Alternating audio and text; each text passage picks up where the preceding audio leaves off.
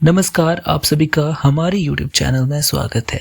आज का वीडियो खास तौर पर हिमाचल प्रदेश टीजीटी भर्ती परीक्षा से जुड़ा हुआ है। इस वीडियो में हम विस्तार से बात करेंगे कि आपका एचपीटीजीटी एग्ज़ाम क्या इस साल होने जा रहा है या इसके टलने की संभावना है। तो सभी अभ्यर्थी जो है अभी असमंजस में है कि परीक्षा नवंबर के अंत तक होगी या दिसंबर में जा सकती है। तो आज सभी सवालों के जवाब हम जानने की कोशिश करेंगे, साथ ही एचपीआरसी की हालिया सूचनाओं और सिलेबस से जुड़ी जानकारियां भी साझा करेंगे। सबसे पहले बात करते हैं ताज़ा परिस्थितियों की। एचपीआरसीए की ओर से पिछले हफ्ते से लगातार नए नोटिस जारी किए जा रहे हैं। इनमें सिलेबस, परीक्षा नियमों और परीक्षा केंद्रों से जुड़ी महत्वपूर्ण जानकारियां शामिल है। मेडिकल और नॉन मेडिकल स्ट्रीम के टीजीटी सिलेबस को पहले ही जारी कर दिया गया है। आर्ट्स स्ट्रीम का सिलेबस भी अब किसी समय जारी किया जा सकता है। इससे ये संकेत तो साफ मिल रहा है कि परीक्षा की तैयारी अब अंतिम चरण में है और एग्ज़ाम ज़्यादा दूर नहीं है। अब सवाल उठता है कि आखिर एग्ज़ाम कब तक संभावित है, क्योंकि नवंबर का महीना शुरू हो चुका है और एचपीआरसीए ने अन्य परीक्षाओं की डेट्स भी घोषित कर दी है। अनुमान लगाया जा सकता है कि टीजीटी परीक्षा नवंबर के आखिर या दिसंबर के पहले सप्ताह में आयोजित हो सकती है। ये इसलिए भी संभव है क्योंकि आयोग की नीति के अनुसार परीक्षा की तारीख सामान्यतः 20 दिन पहले सूचित की जाती है।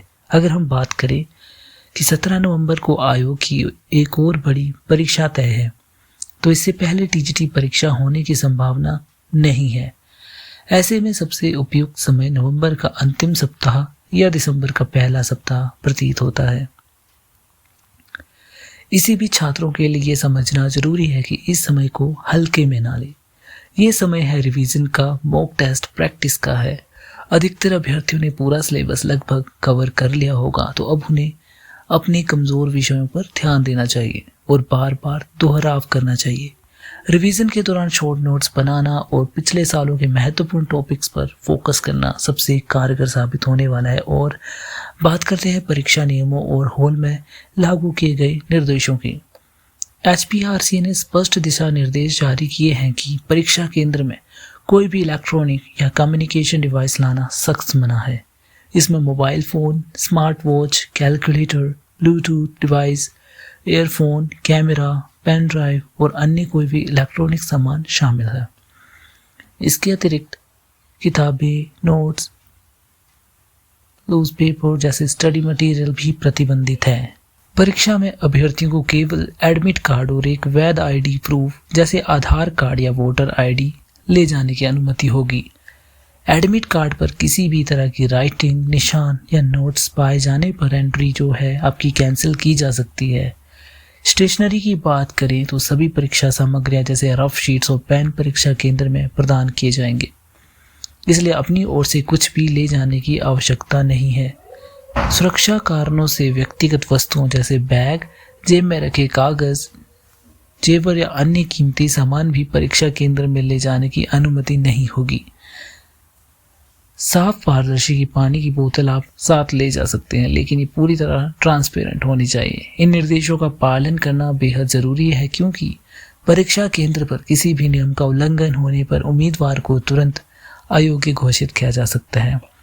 अब अगर हम बात करें सिलेबस की, तो इस बार मेडिकल और नॉन मेडिकल विषयों के सिलेबस में उल्लेखनीय बदलाव किए गए हैं। पहले जो सिलेबस 12वीं लेवल का हुआ करता था, अब उसे ग्रेजुएशन और यहाँ तक कि पोस्ट ग्रेजुएशन स्तर का बना दिया गया है। इस बदलाव से छात्रों को थोड़ी कठिनाई महसूस हो रही है और कई उम्मीदवारों ने आयोग को इसकी जानकारी मेल के माध्यम से भेजी है। हालांकि अभी तक आयोग की ओर से इस पर कोई आधिकारिक प्रतिक्रिया नहीं आई है। फिर भी ऐसा लगता है ये परिवर्तन स्थायी रह सकता है।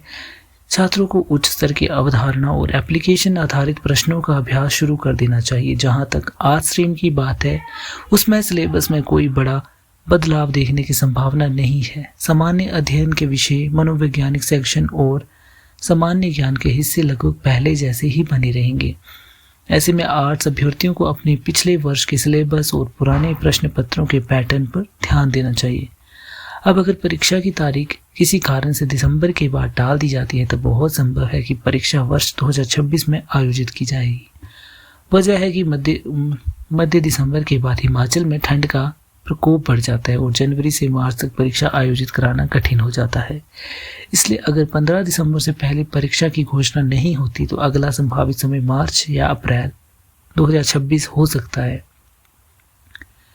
इसी में यह ध्यान रखना चाहिए कि HPTGT परीक्षा के साथ साथ JBT आयोग की भी प्रक्रियाएं चल रही है। जो उम्मीदवार दोनों परीक्षाओं की तैयारी कर रहे हैं उन्हें अपना टाइम टेबल संतुलित करना होगा।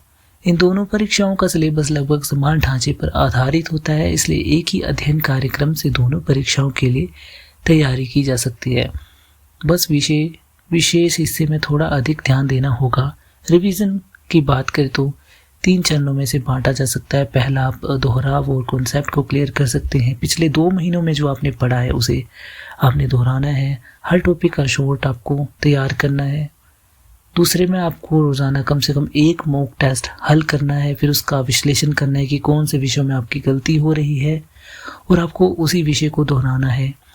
अंतिम चरण में आप परीक्षा के ठीक पहले केवल महत्वपूर्ण फॉर्मूले, तारीखें और तथ्य को रिवाइज कर सकते हैं। नया सिलेबस आपको पढ़ने की ज़रूरत नहीं है, केवल अपने बनाए नोट्स पर आप विश्वास कर सकते हैं। इन चरणों के अनुसार तैयारी करने से आपका कॉन्फिडेंस बढ़ेगा और समय का सही उपयोग हो पाएगा। जहां बहुत से छात्र ये सोचकर चिंतित है कि आप परीक्षा इस साल होगी या नहीं, वहीं आयोग के हाल को देखकर कहा जा सकता है एग्ज़ाम को टालने की संभावना बहुत कम है।